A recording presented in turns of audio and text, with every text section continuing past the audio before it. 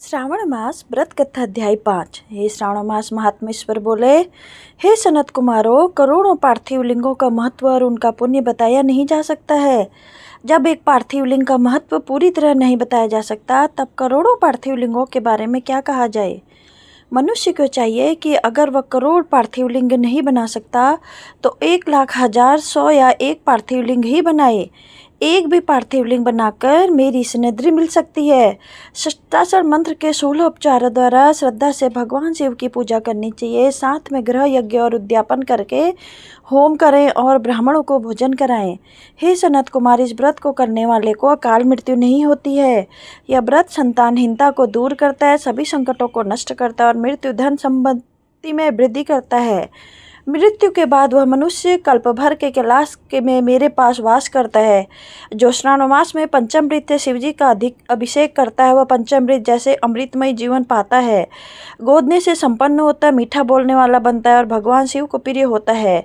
जो अन्नदान व्रत करता है, वह हविष्य अन्न खाता है, वह चावल आदि अन्नों का अक्षय भंडार बन जाता है। जो पत्तल पर भोजन करता है, वह सोने के पात्र में भोजन करने वाला जैसा पुण्य पाता है। और जो साग त्यागता है, वह सार्थकता कहलाता है। जो श्रावण मास में भूमि पर सोता है, वह कैलाश में निवास पाने योग्य होता है।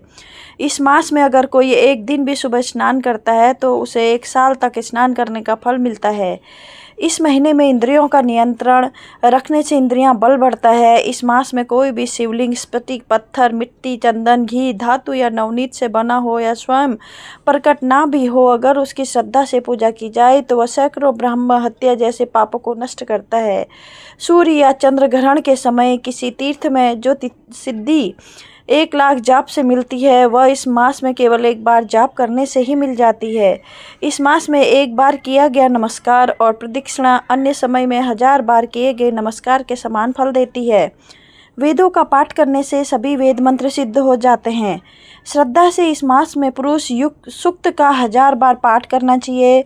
कलयुग में 4 गुना वर्ण संख्या के अनुसार 100 गुना, या अगर यह संभव ना हो तो केवल 100 बार पाठ अवश्य करना चाहिए। ऐसा करने वाला ब्रह्म हत्या जैसे पापों से मुक्त हो जाता है। इसमें कोई संदेह नहीं। जो गुरु की पत्नी से संबंध बनाकर पाप करता है, उसके लिए यही सबसे बड़ा प्रायश्चित है। इससे बढ़कर पुण्य देने वाला, पवित्र और पाप नाश करने वाला कुछ नहीं।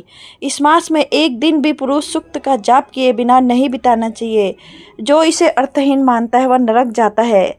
इस महीने में समिधा, चारु, तिल और घी से गृह यज्ञ होम करना चाहिए। के रूपों का ध्यान करके धूप, गंध, फूल, नैवेद्य आदि से पूजा करनी चाहिए। अपनी शक्ति के अनुसार कोटि होम, लक्ष्य होम या 10,000 होम करना चाहिए। ओम भुवः, ओम स्वः के साथ तिलों से गृह यज्ञ नामक होम करना चाहिए। अब मैं वारों के अनुसार किए जाने वाले व्रत का वर्णन करूंगा, आप ध्यानपूर्वक सुनिए। हे अनस, सबसे पहले मैं रविवार के व्रत के बारे में बताता हूँ। इस संबंध में एक प्राचीन कथा है।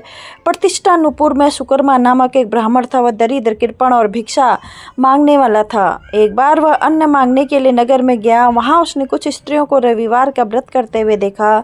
जब स्त्रियों ने उसे देखा तो आपस में बोली, इस पूजा को जल्दी से छिपा लो। इस पर वह ब्राह्मण बोला, हे श्रेष्ठ स्त्रियों, आप इस व्रत को क्यों छिपा रही हो? सज्जनों के लिए परोपकार ही सच्चा स्वार्थ है। मैं दरिद्र और दुखी हूँ। यह श्रेष्ठ व्रत सुनकर मैं भी इसे करूँगा। कृपा करके इसका विधि और फल बताइए। स्त्री बोली, है दी, आप इस व्रत को करने में प्रमाद या गलती करेंगे या फिर इसमें श्रद्धा नहीं रखेंगे, इसलिए हम यह व्रत नहीं बताना चाहती हैं। यह सुनकर उनमें से एक वृद्धा स्त्री उस ब्राह्मण को व्रत की विधि और फल बताने लगी। वह बोली, है ब्राह्मण, श्रावण मास के शुक्ल पक्ष के पहले रविवार को मौन रहकर प्रातः शीतल जल से स्नान करें। फिर नित्य कर्म करके पान के एक पत्ते पर लाल चंदन से सूर्य के समान गोलाकार 12 मंडल बनाएं। फिर उन मंडलों को संज्ञा सहित सूर्य की पूजा करें। फिर घुटनों के बल झुककर 12 मंडलों पर लाल चंदन और जपा कुसुम से अर्घ्य दें और श्रद्धा से पूजा करें। फिर मिश्री युक्त नारियल का बीज सूर्य को अर्पित करें और आदित्य मंत्रों से स्तुति करें। फिर 12 नमस्कार और प्रदक्षिणा करें। उसके बाद 6 धागों में बना हुआ सूत जिसमें 6 गांठें हों, सूर्य को अर्पित करें और गले में बांधें। फिर 12 फलों से युक्त वायन किसी ब्राह्मण को दें।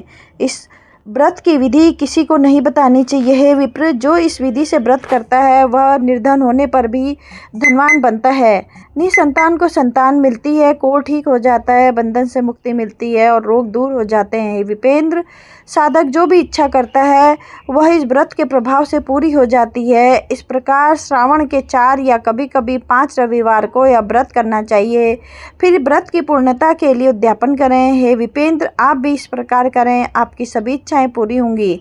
फिर उन प्रतिव्रता स्त्रियों को प्रणाम करके वह ब्राह्मण घर लौटा। उसने जो कुछ सुना था उसी विधि से व्रत किया और अपनी दोनों पुत्रियों को भी यही विधि बताई। केवल इस व्रत को सुनने, शिव के दर्शन और पूजा के प्रभाव से वे कन्या देवियां जैसी हो गई। उसके बाद ब्राह्मण के घर में लक्ष्मी का वास हो गया और वह अनेक उपायों से धनवान बन गया। एक दिन नगर के राजा ब्राह्मण के घर के सामने से गुजरे। उन्होंने खिड़की में खड़ी उन दोनों सुंदर कन्याओं को देखा। वे कन्याएं चंद्रमा और कमल जैसी सुंदर चीज़ों को भी अपने सौंदर्य से तिरस्कृत कर रही थी। उन्हें देखकर राजा मोहित हो गया और वहीं रुक गया। राजा ने ब्राह्मण को बुलवाया और उसकी दोनों कन्याओं को मांग लिया। ब्राह्मण ने खुशी खुशी दोनों कन्याएं राजा को सौंप दी। राज्य को पति रूप में पाकर वे कन्याएं भी प्रसन्न हुई। उन्होंने भी यह व्रत किया और पुत्र पौत्र से संपन्न हुई। हे मुनि, यह व्रत बहुत ऐश्वर्य देने वाला है। हे विधिनंदन, जिस व्रत को केवल सुनने से मनुष्य सभी इच्छाओं को प्राप्त कर लेता है, उसके करने और फल का वर्णन कैसे किया जा सकता है। इस प्रकार श्री स्कंद पुराण के अंतर्गत ईश्वर सनत कुमार संवाद में श्रावण मास महात्म्य प्रकीर्णन नाना व्रत रविवार व्रतादिनी कथन नामक 5वां अध्याय पूर्ण हुआ। ओम